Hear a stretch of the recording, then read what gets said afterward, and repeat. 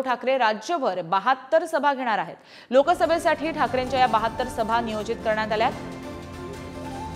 तर उद्धव ठाकरे राज्यभर 72 सभा घेणार असल्याचं कळतंय। आगामी निवडणुकीसाठी लोकसभेसाठी विशेषतः ठाकरेंच्या 72 सभा नियोजित करण्यात आल्या। याबाबत अधिक माहिती जाणून घ्या आमचे प्रतिनिधी ज्ञानेश्वर यांच्याकडून। ज्ञानेश्वर, उद्धव ठाकरे 72 सभा घेणार आहेत, या सभेबाबतचा काय तपशील आहे? कुठे कुठे या सभा होऊ शकतात? काय महत्त्वाचे मुद्दे?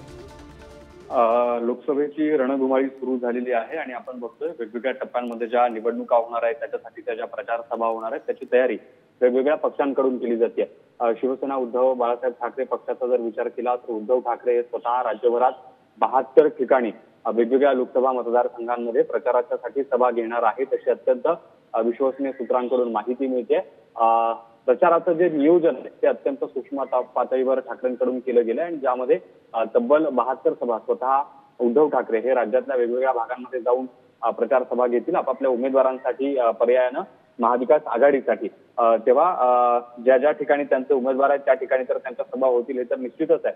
मात्र ज्या ठिकाणी उद्धव बाळासाहेब ठाकरे पक्षाचे उमेदवार नाहीत, काँग्रेस किंवा राष्ट्रवादी काँग्रेस पार्टीचे उमेदवार आहेत, त्याही ठिकाणी उद्धव ठाकरे सभा घेण्याची शक्यता आहे। जी नक्कीच ज्ञानेश्वर, याकडे लक्ष असेल। धन्यवाद तुम्ही दिलेल्या माहितीसाठी।